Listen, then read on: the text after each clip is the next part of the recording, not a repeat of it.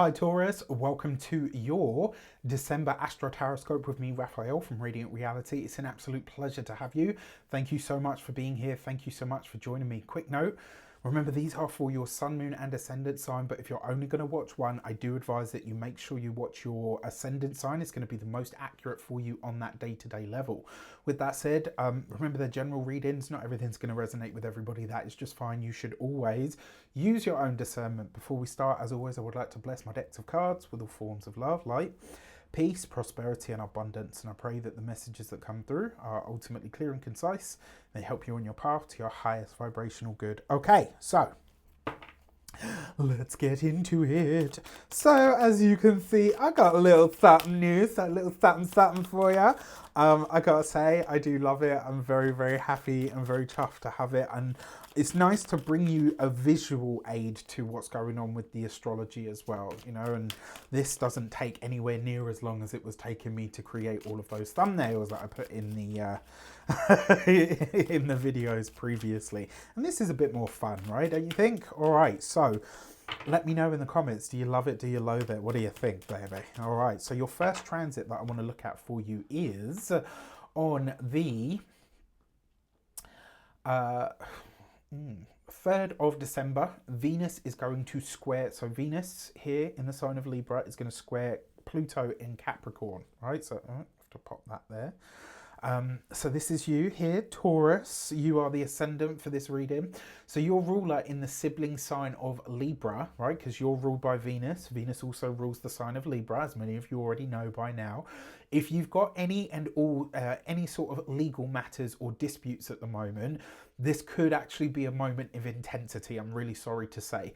There's definitely an energy about this, right? So Libra is the sign of relating, relationships, contracts, partnerships, interactions. Venus is harmony, diplomacy, right? Give and take. She's always seeking to balance the equation. And Pluto is power, control, struggle, challenge, right? And then Capricorn being the sign of structure. So there is an element of this here where if you've got anything like this, there could be power struggles going on here. If you don't, this could literally just be a power struggle with a teacher, with a coach, with a mentor, maybe even a grandparent for some of you, because the 9th house is grandparents, and this is happening across your 6th house of your daily work, daily habits, daily grind, all of that stuff. With your 9th house, higher beliefs, legal proceedings, you know, personal ideologies and beliefs as well. For some of you, like this might be a choice you need to make around like a work matter at this time, or even for some of you potentially around your health, right? Because the 6th house is your physical health and vitality. Although Venus brings good health wherever she goes, so you know there is that. It could also be where there's some kind of information or realization that comes to light that demands you change some aspect of your daily habits, your life, or your routine, right? It's probably a good time to consider what's out of your control, especially because it's likely to feel that way. For this, you've got the 9 of Swords, so there is something that you're kind of being held to with the 10 of Wands, but there's a way through the burden. And then you've got the Devil card, right? So one way this potentially shows up is you find yourself in a power struggle of some sort and you are looking for a way out. What I can say to you with these cards is you have to hold your gaze to the way out, all right? Like focus your mind or your gaze on that. Because if you just look at the situation that you're in, you're going to really stress yourself out and upset yourself. Okay, so find a way not to do that. This set of cards does suggest that potentially it's your mind actually that's really getting in the way here. So you could be really psyching yourself up and therefore giving your personal power away because you're kind of giving into that fear and despair kind of energy. All right, so you're being urged not to. So Venus then moves on the 5th of the month. Venus moves into the sign of Scorpio, where she's immediately going to set up a trine to Saturn over here, right, in your 11th house. So I actually like this. I like this a lot better, even though Venus coming into the sign of Scorpio. She doesn't necessarily do great there, but I like that she's got a steadying influence coming in through that Saturnian energy. Now, your ruler leaves your sibling sign. It comes into your relationship sector, 7th house, opposite you. So your 7th house of partnerships, relationships, significant others, contacts, you know, all of that kind of stuff. Whether you're single, whether you're partnered, all manner of contracts is found in the 7th as well. Venus loves contracts, anything where there's harmony and, you know, where both sides win, where both sides can use their diplomacy and their skills in that way. Venus is in her 4 here though, right? So you yourself might feel a bit deeper, you might feel a bit moodier, altogether a little bit more serious.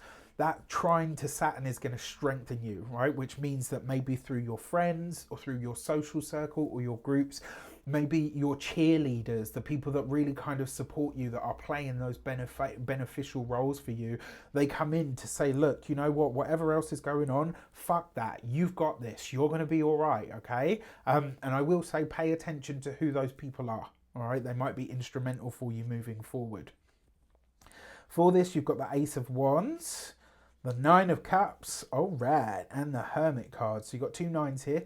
2 9s represents receipts, right? So when it comes to anything to do with relationships, partnerships, contracts or documents that you've signed, make sure you keep hold of the receipts. And if you have any challenges arise, which, you know, is a possibility but not guarantee, I would make sure you dig through the fine print of your receipts. So the best example that I can give you right now off the top of my head is years ago, many years ago, I had a phone contract and I had nothing but problems with this damn phone, right? I tried so many times and the network were just screwing me around. So in the end, I took out my contract and I had a really good read through it. And like in all of that fine print, there was one tiny little clause that, because of the situation I'd had with them, I actually had them by the short and curlies and they had to give me a new phone. And they did it within 3 days, I shit you not. So check your receipts, check your fine print around this, right? That Hermit card, you may feel alone at this time because Venus is in Scorpio, so she's not in her right space or energy. But that's not actually the case, right? Now, the Hermit card with the 9 of Cups, that's sort of some kind of deep internal healing that's taking place. But you've got the Ace of Wands here. It's an active process. There's going to be somebody that helps you through this, but it's an active process. This is not one of those times where you can kind of sit idly by and just be like, oh, well, you know, well, this is the situation, so I'll just leave it as it is. You have to be an active participant in what's taking place for you. So on the 14th of the month, Mercury in your 9th house, or in the sign of Capricorn, is going to go retrograde. It'll come back out of Capricorn and into Sagittarius, where it was going to stay until the new year, on the 2nd of the new year, and then it's going to make its way back into, but it starts over here in your 9th house of your personal beliefs, right? Your personal and higher mind, what you really believe or perceive to be out there, the meaning, your raison d'etre, as they call it, is going to be found in that 9th house. So you could be reconsidering or redefining your belief system as well because of this, you know, again, especially because of the energy that we had going on between Venus and Pluto earlier in the month. I do wonder here if there's something about a legal matter that you're having to rehash. Maybe you're going back over. There's potentially some kind of delay here. Also, the place of foreign travel. If you've got foreign travel plans, you don't cancel them just because Mercury's retrograde. You double check them before Mercury goes retrograde, so you're sure of all of that. And then on the day that you're doing the traveling, you leave plenty of time so that you can reach all of your destinations happily and safely. In this 9th house of higher education and learning as well, your beliefs, right? So it suggests that you're possibly rethinking some of your spiritual beliefs or your spiritual or even religious outlook. Maybe you're starting to redefine your desire to study or to learn something new, and how that will support or enhance your creative and therefore your financial prospects as well. Because remember, Mercury rules Gemini, which for you is your 2nd house of money, finances and resources. Okay, so all good stuff. for this, you have the Page of Swords. So there's definitely paperwork and documentation going on with this ninth house stuff. You got this with the Six of Pentacles, so potentially a financial contract of some sort. You got this with the Ten of Pentacles, which is potentially around a home, a property, a family dwelling.